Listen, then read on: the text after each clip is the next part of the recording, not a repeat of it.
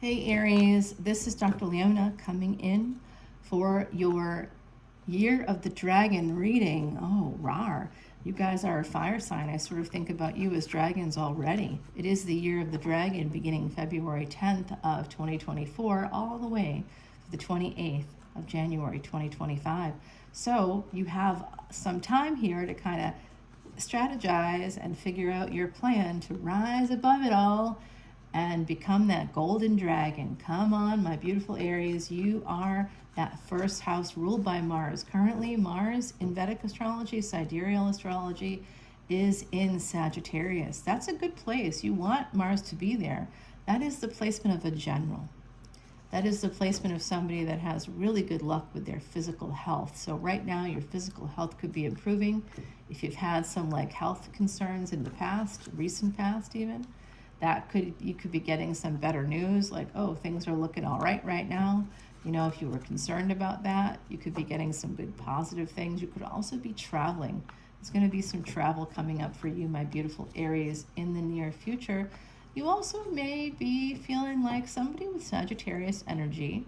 Could be a Leo with Sag Ascendant energy there, because we have the sun in Sagittarius, so your happiness could be connected to a person with those energies. We do have the moon here at the bottom of the deck. The moon happens to be in Leo today. Went into Leo yesterday. There is a love coming in for you, hidden love, secret love. Someone here has a secret crush on you, or you have a crush, or you love someone. This is karmic, guys. This is a karmic debt kind of love.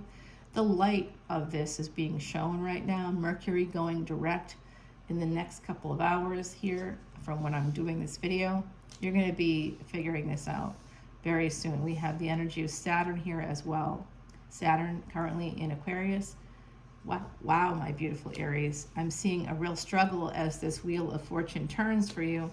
Someone here is understanding that they are connected to another person. They want to get back together with this person. They want to have victory. It could be you wanting to have victory, getting back together with a person that is financially stable.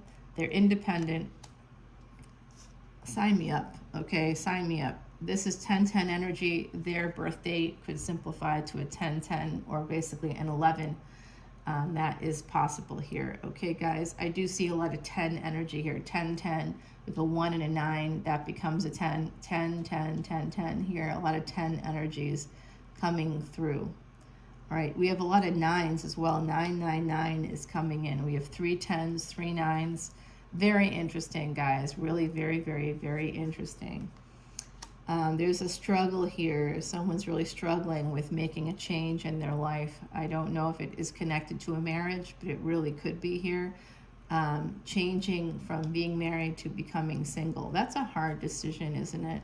Because you just want to, like, you know, you kind of, it's hard because you always love the person that you married. They'll always be your spouse on some level. I know some people out there are going, hells no, I hate my ex, whatever. Okay, fine, hexes for exes all the way. But in the meantime, you know, it's still a tough decision. It's a tough decision, and I think someone here could be making it. Someone's holding on to a marriage as well because they feel obligated with karmic debt. They feel like they owe there, and that's not true. That's not true. That's a lie you're telling yourself. You're keeping yourself imprisoned if that's the case for you or whoever's energy is surfacing here. It is like this conflict that you feel because you know that change is supposed to happen here, or is you feel change is happening inside you. Listen, when we feel the changes, at that point that we feel it, the change has already happened. So it's really hard. And I mean, I'm telling you this from a space of personal like experience. We can feel the change happening and sit in the same energy for decades because we want is to be imprisoned. We want to feel stuck. I know it sounds terrible. Oh, that can't be real, but it actually is. It actually is. We create the prisons ourselves. Other people don't help us, right? They want us to feel stuck. They encourage that. But that's why we've got this 10 of Wands. It's indicating that someone here needs to push through the burdens, and you will. And you will, Aries. You will. If it's you, you will. There is an aggressive energy here. Somebody's going to be coming towards this person that is that Leo energy I read earlier, Leo Sag energy. the sun right now in the house of good fortune. So some of you, and also second marriages. So some of you could be heading in that direction because Mars is also in Sagittarius now. Making a decision, making a choice. Someone here knows they have to make a choice. They want to come to someone's house here with the Four of Wands, aggressively come to someone's house. Like there's an aggressive energy here. Just make sure you temper that if that's you. Someone here needs to make a decision to end a relationship as well. And I do see that kind of permeating the reading and having a lot of anxiety. It's almost like, I know I could be happy if I go towards this person, but that's going to cause issues here. If I make that decision, it's going to cause issues. So it's always a fear of social scrutiny, right? My beautiful Aries, you know that I love you. You are actually in my chart as what I love in this world. Your 3 houses from my Atma Karaka, my highest degree planet, which happens to be your ruling planet, Mars. When the highest degree planet is your ruling planet, guys, if you have Scorpio placements, oh my God, we are in love, or I love you anyway. You may not love me back, but actually that's not true. You would love me back, and that's going to be the hard part. It doesn't mean things go right or well in these circumstances, because Aries, of course, you know yourselves, maybe a little bit stubborn.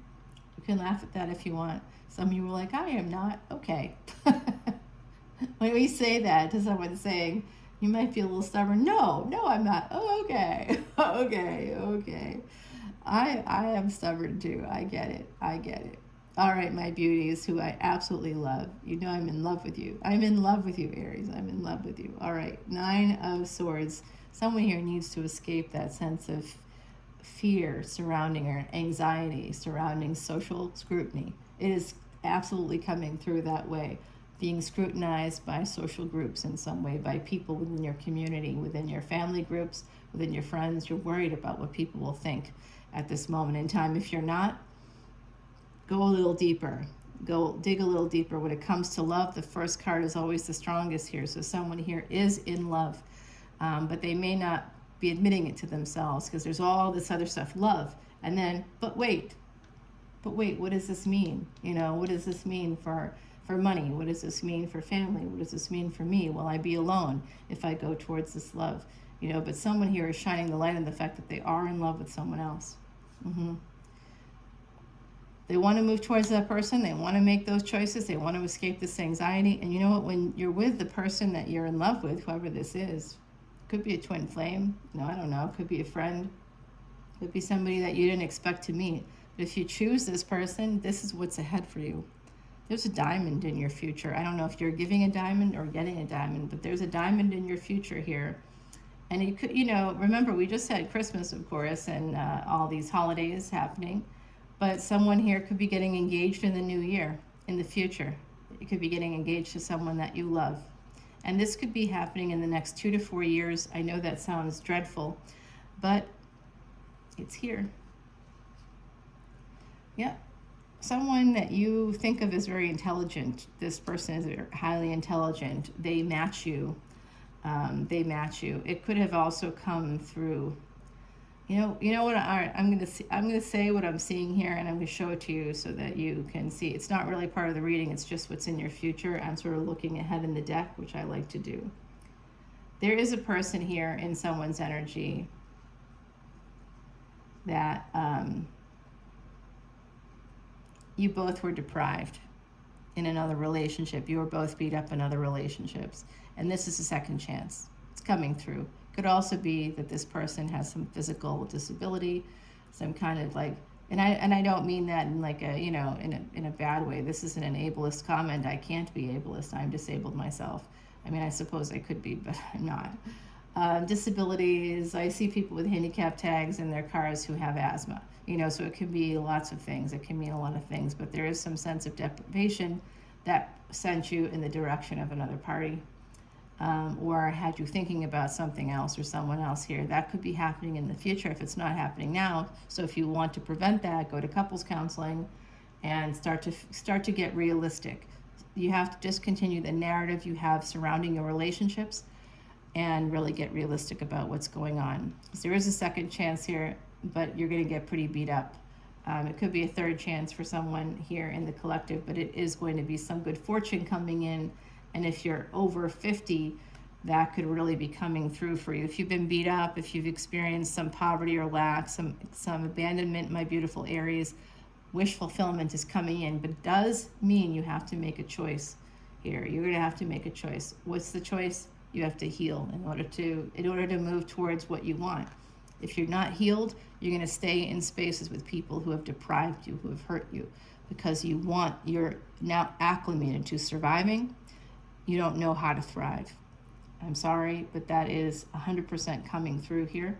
And I've been in that space, and I'm in that space often. I go back to that space because neural pathways are tricky. Once we've been in a space where we have to survive for a very long time, where we're thinking, well, this is what we have to do because our church or our community or our families or our friends will judge us, we'll stay in spaces, we'll allow them. They don't have to live with the consequences. The consequences can be severe. The consequences can mean our death. It can lead to stress, that can lead to heart issues, that can lead to diabetes, that can lead to all kinds of real serious things. I tell you, I've never had any heart issues in my entire life, right? I'm totally healthy, everything is fine. I am disabled, but that's because of cancer treatments. And I've been healthy for 22 years, so it's not a big deal. All of a sudden, over the pandemic, you're forced together with people, things are happening that are difficult. And as a result of that, you're becoming a diamond. So I saw that diamond here for you. That could be a representation of you becoming a diamond. Heat under pressure, you're under pressure during that pandemic, and you could have crystallized, you could have realized in that time, could have gotten some clarity about relationships in particular, and you may have been strategizing, even unwittingly, you could have been moving towards something else, and what you think is like a band-aid, like something that's helping you to survive, only because you're in survive mode do you see it that way. Once you recognize that the narcissist will keep you stuck because you keep believing that they're going to get better. That's how they keep you hooked. That it's going to be better, it's going to be better, it's going to be better. It's not going to be better. If you're dealing with a person with any cluster B personality disorder or traits, you're dealing with a person that's never going to get better. They're just going to keep you hooked because you always want to win. You want to see them get it. They're going to get it. I know they're going to get it. This new year, new things going to happen. If you want new things to happen, stop holding on to old narratives. I see that in this collective. I hope this is helpful, guys. I'm going to take it over to the extended because I want to clarify this new relationship that I see here. There's love. We're ending. The first card is the Ace of Cups, and the last card in your reading is the Two of Cups. So we have a new relationship coming through here. Year of the Rooster also popping in, Year of the Horse, Year of the Tiger, Year of the Boar popping up here for me. Someone here could have a child born Year of the Snake, or you could be born Year of the Snake. I'm also seeing that. We're entering Year of the Dragon in February. This is your Year of the Dragon reading. It's time to rise above, guys. It's time to gather your treasure and protect what you love, truly, what you truly love.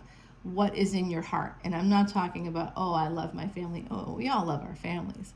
Yeah, of course you're going to protect them. I'm talking about, what do you want outside of any other person? Yes, it's selfish. Who cares? Be selfish. It's all about you. You have one life. You don't have to sacrifice it. And if you have Pisces energy in there, you may be inclined to sacrifice for your children, which is fine. We all sacrifice for our children, but your children grow up, and when they grow up, they still need you. But are you holding on to that as them needing you and needing to protect you? If they're grown up, they don't need you to protect them anymore. They may want you to continue to do that, and that could be keeping them stuck. They may not be getting into the relationships that they should because they're relying on you. So the energy of the Rooster and the Sunflower, this is about communications coming in. That's going to help clarify things for you. We have happiness and love and a relationship here. Let's go over to Patreon and check on what that means. We are at the first of the year. Happy New Year. When I'm doing this reading, it'll be dropping hopefully today as well. So my beautiful Aries, you can absolutely come into Patreon as a VIP. I'll still honor this, and you can get you a free personal reading for 2024. It'll happen about a month after you join because I am backed up. I was working all the way up until midnight last night on New Year's Eve. Yep, I absolutely was. I sent someone their video at like 11:40 p.m.